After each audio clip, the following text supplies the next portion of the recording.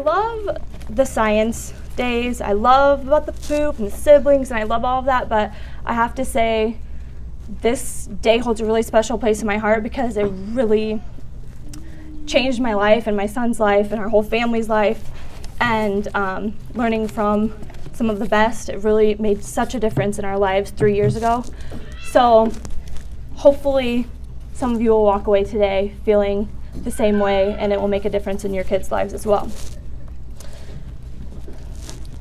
So and in the book it says that it's a parent's perspective about the journey. That's what the title is. And as I was thinking about it last night, finishing my presentation, hence the 2 hours of sleep because I waited till last night to do the presentation, I thought, it's really not a parent, it's my whole family. My 2 other children, this is my family right here, and my 2 other children, they grab that iPad and talk to Caden. It's part of their lives too.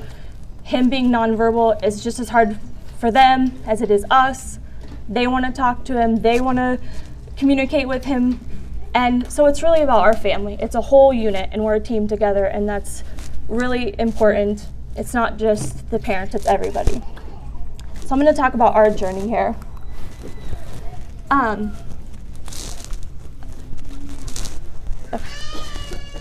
Ian started speech therapy when he was just over a year old, which I'm sure many of your kids did, or maybe even younger, and we went through a whole system of things. We tried PECS, we tried POD. Hi, buddy, can you go sit with Daddy? Okay, all right. It's okay. And, it wasn't really working. We were getting some yes-no responses when he was like 6, 7, but it really wasn't the best thing for him. It does work for some, but it didn't work for us. So we've gone through a lot. But we realized that we were really underestimating him. We didn't know what he knew for 10 years of his life because we didn't have the right system in place where he was actually able to communicate with us.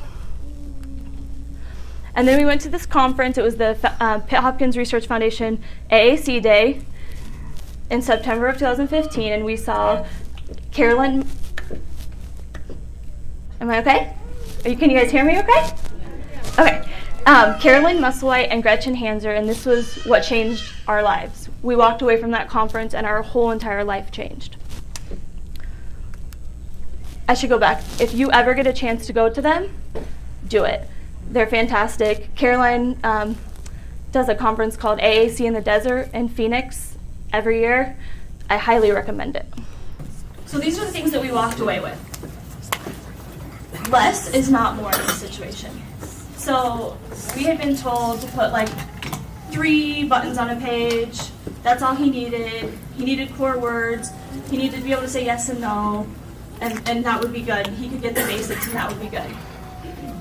And I went to that conference, and they talked about how, can you imagine talking with 4 words and being limited to saying 4 words to have a conversation and get a point across to someone? And mind you, Ian's 10 at this age, at this point. And so I was like, oh no, like that's really crazy, but he can't isolate his fingers, so what am I gonna do? So I thought we were stuck. I thought we had no option. We're gonna have to do that. But I took their advice. We went home. We started a 32-page protocol. And I can say from our experience, less is not more in the situation. Don't underestimate your kids. They can do it. Push against somebody who's telling you they only need 4 words. They need more than 4 words, I promise. Modeling was so important. Like I said, we use it to talk to him. We're not perfect. We don't use it every time we talk to him. Don't be hard on yourselves. It's impossible to do it all the time. We're parents. We're not therapists, teachers, and all of that, even though we kind of are. But, don't be hard on yourself, but just use it. What we did was we picked a time that we knew we would use it every day. That's how we started. And we started with bedtime and mealtime. And we knew that that was something, and we started with that, and then we grew on it. For us, modeling to him, to talk to him. Another big thing that we went away with that was huge was the 20-second rule. So I'm like that mom that was like, Ian, tell me what you want. Ian, tell me what you want. Come on, I know you know it. Look at the thing. Come on, tell me what you want. You can do it, tell me. Right? And it was so annoying, right? And you're like, just be quiet for a second. Our kids don't process it very quickly, and they need a minute. And every time you say to them, again, tell me what you want, they start over. So give them the pause, and they'll get it. Give them the pause. And it may be more than 20 seconds. You know, it may be 30, it may be longer, but give them the pause because they can do it. Because motor planning is really hard for them. They're trying to tell their brain, to tell their hand to get the right thing, and they've got apraxia and they can't get to it, and it's, you know, it's hard work. So when we were at that conference in September of 2015, he could not isolate his finger. But by December of 2015, he could. So we went 10 years without being able to, and then we got some tools, and now within 3 months, he could do it. Not saying that that is going to happen with every kid. I think it happened with Ian for multiple reasons. It was something we've been working on. It was just like it just clicked all of a sudden. And we talked to him about, listen, buddy, this is important because we know you have so much to say. And if you don't put your finger, you're never going to be able to say it. And I know it sounds crazy, but like just saying that, I think he was like, okay, I gotta do this. Like it was like, if I want to be able to have a voice, I gotta pull this together and make it happen. And so these are some of the things that we did, and his teacher gave us these resources, and we got some from that conference. I think they're self-explanatory. I'm not going to go through them. I'll post this because I have a lot of people ask me about this. It's like a big issue. So I'll post this for you guys to see, and I'll post the apps for you too. So what happened was he started to get his pointer, and he had an iPad in front of him. And I gotta be honest with you, we didn't know if he knew his numbers, his letters. I'm really, really embarrassed to say this. It's like a mom guilt, big time. Like sometimes he didn't look at us when he said his name. And I wasn't even sure if he knew his name. I'm sorry, buddy. It still gets to me, sorry. But he got the iPad, and all of a sudden, we had some apps that he was able to use, and he showed us. He knew his colors, and his numbers, and his shapes, and his letters. And all of a sudden, he's doing math, and I'm a math teacher, and I'm like, yes! My kid's so smart, he loves math just like his mom. And I was blown away. We were blown away. We were like, oh my God, he's been trapped for 10 years, and we're untrapping it. So this was just not even, it's like 2.5 months after the conference. And I shortened it down a little bit, but you can go to Facebook. It's on my Facebook of the full videos, but you can see what he showed us just 2.5 months later.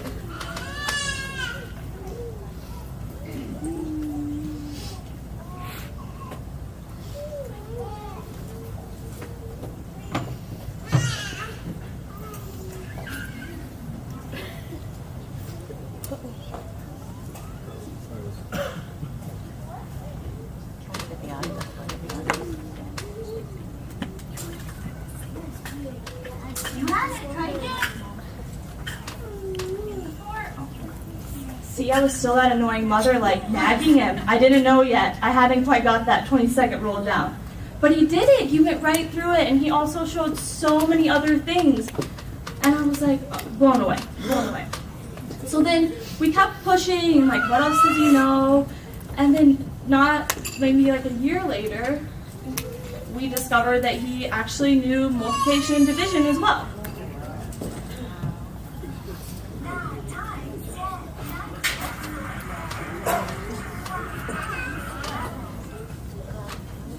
This is the motor planning thing. See how it's so far away?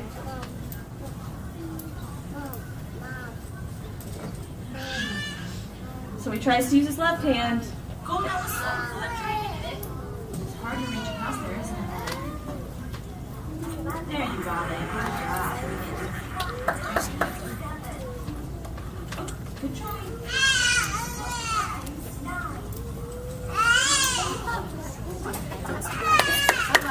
That deserves a round of applause.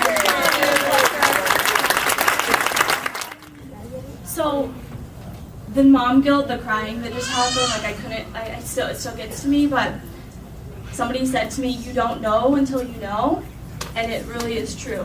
I didn't know until, Audrey actually talked to me about it before the conference, and we had started, because Audrey was like, oh, Jess, you gotta do this. Like, our kids are so smart. They can do this. And he was showing us so much. And then Audrey pulled together Carolyn and Gretchen and put on the amazing conference. And that's where we learned all of this. And we went home and applied it. But you don't know until you don't know. So if you're sitting there like I was, and you're like, oh my God, my kid's been trapped for years, 3 years, 10 years, 20 years. Don't let yourself go. Like, you can go there for a minute, because everybody needs to, like, process it and grieve, but, like, don't dwell on it. Just move forward. You can't do anything about the past. Move forward. So, Audrey, she's like, Jess, I think maybe, like, he's doing all this other stuff. I bet he can read and spell. I was like, what? Like, are you, and I went back, like, are you kind of crazy? And she's like, I'm sorry, Audrey. I know, but I have, when I said yesterday about how smart our kids are and everything, I get nervous to say that because I'm worried that you guys will all think I'm crazy. I did. And 3 years ago, I didn't say it. I didn't say it at conference 3 years ago because I was like, they're just going to think I'm crazy. But what makes me so happy is that now, just in 3 years since that first conference, our community has changed so much, and I can say it. Yeah. And it helps that Justin back me up. That's right. So Audrey's like, you gotta try this thing with him. And there was a Pitt Hopkins mom that said her daughter is older now, but when she was 13. I said, well, she can spell out. And she said, I said, how did you know? And she goes, well, when she was 13, my husband and I would spell back and forth to each other to, like, not tell her what was going on. We've all done it. And we said, she needs to take a BATH. And she walked in and turned the water on in the bathtub. And she said it clicked. That's Amy Connor. Her daughter's 38 years old. They're on the parent support group, and she's amazing. So I did this thing, and this is the first time he ever did it, and you can see, he clearly knows how to spell. All right, Ian, are you ready to try this? Okay, here we go. I'm going to spell the word, and you touch it on the screen of the iPad, okay? B-A-L-L.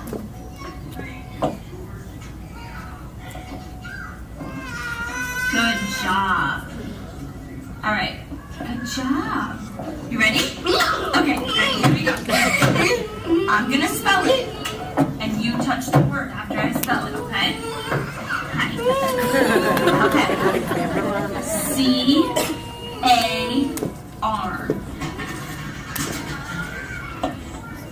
Good job, Ian. Good.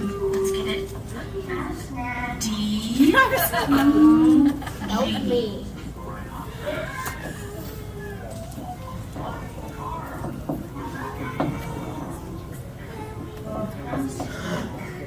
Good job, Ian. D-O-G. So you can see he clearly knows how to spell, and the motor planning issues. So it looked like he was going after a book or whatever that was, but I gave him time, and he was able to, Eli, you know what I'm talking about, don't you, buddy? And he was able to get to it. So giving him time, giving him maybe a little bit of elbow assistance, that sort of thing can help them to get to what they're really trying to say. So I wanted to just touch on some things that have made it, having a voice has made a difference in his life and changed his life. His behavior, I mean, can you imagine not being able to talk and all of a sudden you're able to tell your mom that your stomach is upset? Or last week he sprained his ankle a couple weeks ago, and we were like, oh man, what happened? How is your foot hurt? And he told us it happened getting in the car. And like, I always thought I would never be able to know what was going on with him medically, and now he has a way to tell us. It's really incredible. We've connected with him on ways that it's hard, because I feel like we missed 10 years, you know, but we've got it now. And so he was learning about genetics in science class, and he goes to regular education for science with his 6th grade peers, and he was learning about genetics, and he was talking about proteins, and he asked me about Pitt Hopkins, because of course I talk about it, about the research and stuff with Trevor, and he's heard it, and he asked me about it, and we talked about all of it, and he asked me, how do proteins work? And his science book was teaching him this too, that it helps you to get your body to do the things that you want, helps your body work. And he said his mouth and his legs, he wanted that to work. And I said, well, the scientists are really working hard to figure this out. And he said, please. And sometimes, like in the back of my head, I wonder, like, does he, like Audrey kind of had touched on, like, does he think that I'm wanting to change him? And then I hear this, and he's told us now that he can talk how much of a struggle this is for him, and he just wants to be able to do the things that his brothers and his friends can do. And so I never doubt that now, because he told me, you know, it came from him. He gets to have an opinion, and this is like, okay, he's 13, guys. He's 13. We were going school shopping for shoes, and I was like, do you want the red ones? No. Do you want the blue ones? No. Do you want the yellow ones? No. He went to spell, and he spelled out lime, and got the lime shoes. Got the lime shoes. He also asked us for a Selena Gomez poster for Christmas. That didn't happen yet. I wasn't quite ready for it. Maybe sometime, Ian. He like loves her. If you ever look at her album cover, you'll see why. Got good taste. He loves being challenged. I kind of touched on that he's in science class with his peers, and he's learning these things. This was new this year. His school's fantastic, and he learned so much. This is him. This was one of his first science tests he took, just like a regular 6th grader. He took the science test. Well, I mean, they adapted it for him, like to help him so that he could use his iPad to do it. He can't sit there and write the answers, obviously. And he got 83%. It was on the body systems. I was like, oh yeah, you probably know more about your body than most kids. He did. And there were many more A, B's, and C's in science class this year. And it was really, he loves it. He loves it. He has a sense of humor. I have a really funny story about the first day of school. I took him in to middle school this year, and I always give him a kiss and tell him I love him. And he came home, and he says, Mom, no kiss, embarrassed. I was like, what? You're not old enough to not be wanting my kisses? Like, what? And so the next day, I was like, forgot, and I gave him a kiss, and he refused to give me a kiss. And he just looked at me like, Mom, I told you. And now we don't give kisses at school, do we? But he'll give me one at bedtime. Sometimes, unless he's tricking me with Caden. Oh, buddy, we're running late on time, buddy. Caden likes to tease and say he'll give Caden kisses, and he'll tell Caden he loves him, and then they'll be like, will you tell Mommy? And Ian will be like, no, he doesn't want to tell Mommy. This is like what haunts me at night, this quote, or saying, the consequences if you don't give them a voice is that they're trapped for their whole entire life. And it's just, you can't do that. It just makes me sick to even think about that he was trapped for 10 years. And that's why it's never too late, but it's never too early. And I just want you guys to really listen in on these wonderful talks today, absorb everything that you can.